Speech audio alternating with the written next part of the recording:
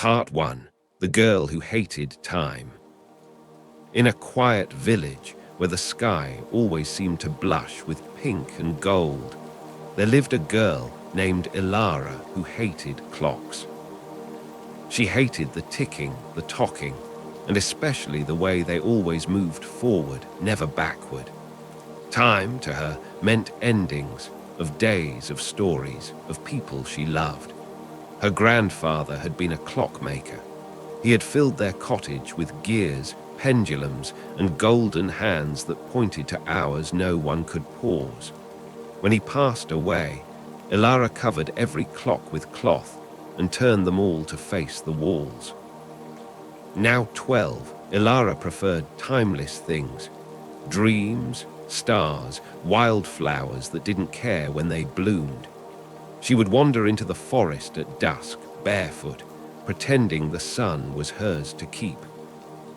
One misty evening, Ilara followed a winding path she'd never noticed before. It shimmered between the trees like a silver ribbon.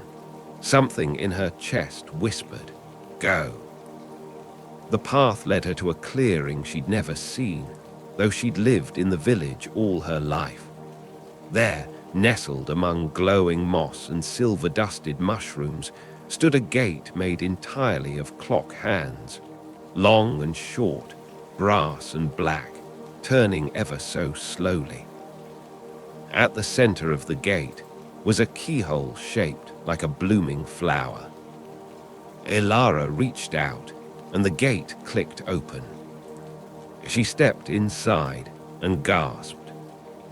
Before her stretched a secret garden lit by lanterns floating in the air. In the center stood a towering clock tree, its bark made of mahogany, its leaves of glass, each one ticking softly. Tiny gears clicked like cicadas in the branches. And standing beneath the tree was a man with copper goggles and a coat stitched with constellations. His beard was silver, his smile kind, and his eyes glowed like sundials. "You're late," he said gently. Ilara blinked. Late for what? He bowed slightly. "For your story to begin." Part 2. The Garden That Moved. The man introduced himself as Master Thistlewick, keeper of the Garden of Hours. "This place doesn't belong to the world of clocks, you know," he said, offering her a silver pocket watch. "It blooms between seconds, a sanctuary for lost moments and growing time." Ilara shook her head. "Time doesn't grow, it just goes." "Ah, but you're wrong," he said, his eyes twinkling. "Time is a garden.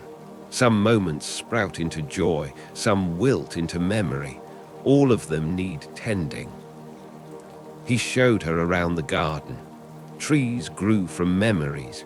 One glowed with lullabies, another dripped with teardrops that turned into butterflies. A stream flowed backward, its water made of old laughter. Ilara stepped close and saw her grandfather there, building clocks, whistling the song he'd once taught her. "You can see the past here," she whispered. "You can visit it," Master Thistlewick said, "but not stay." Ilara looked down at the watch he gave her. Its hands ticked backward. "This one's special," he said. "It will guide you to the places in your heart where time needs healing." As he spoke, a bell chimed from the clock tree. One of the glass leaves fell and shattered on the ground. "A lost hour," he murmured. "They don't fall often, but when they do, something must be set right." "Can I help?" Ilara asked, suddenly sure she wanted to. Thistlewick smiled. "You're exactly who the garden has been waiting for." Part 3. The Hour That Went Missing. That night, the stars in the garden blinked like thoughts trying to form. Ilara held the backward-ticking watch close as she followed a new path winding through the tall grass.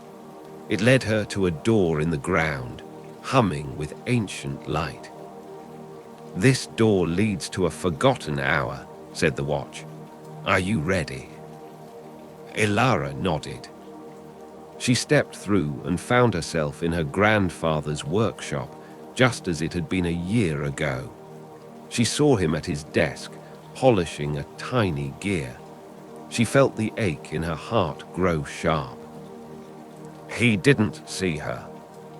Ilara looked around and noticed something strange. A little boy, herself, but younger, sat nearby, crying. She'd forgotten this moment.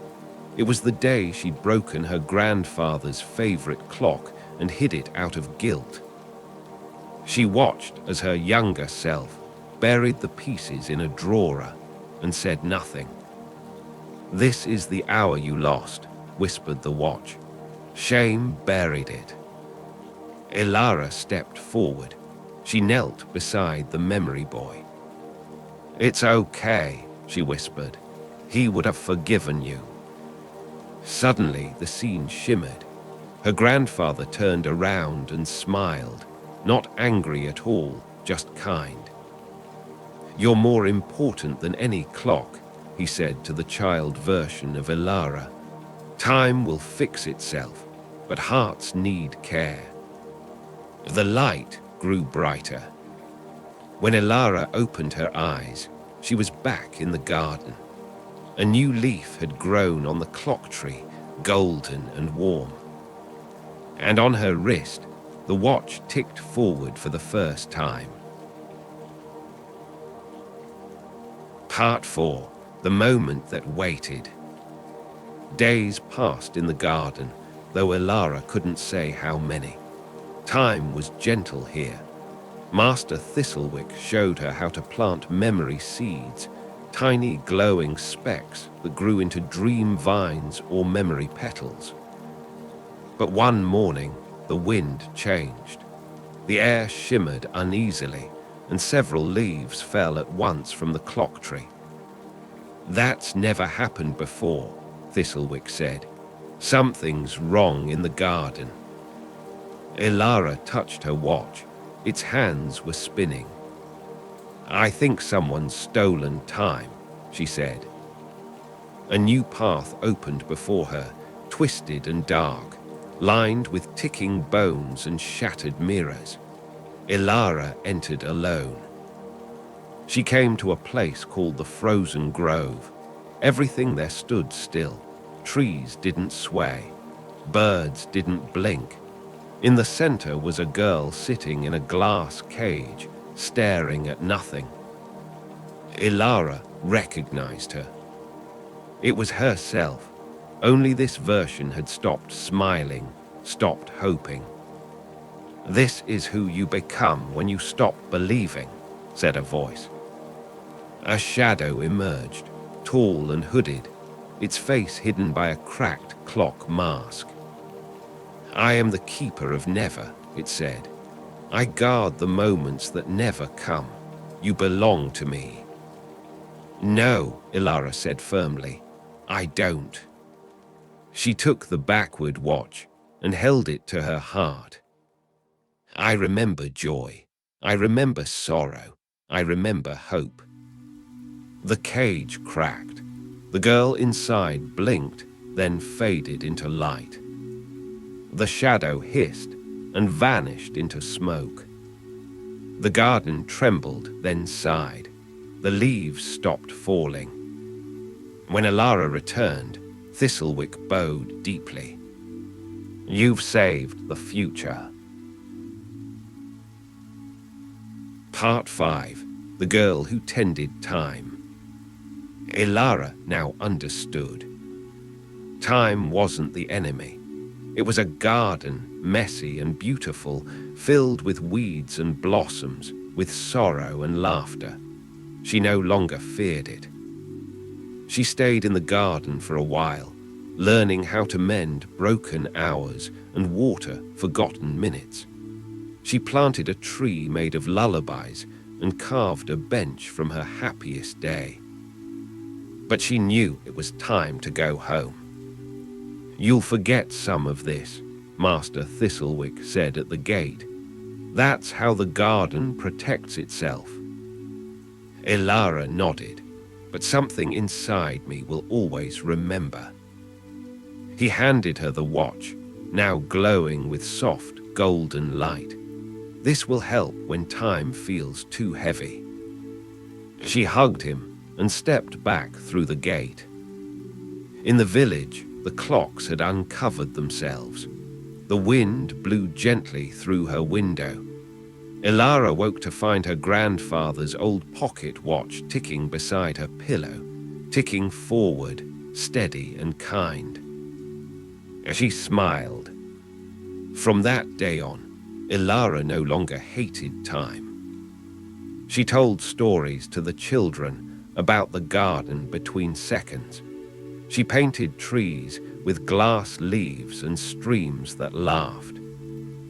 And sometimes, just sometimes, when she closed her eyes, she could still hear the ticking of the clock tree, far away but waiting. Because some gardens grow not in the ground, but in the heart.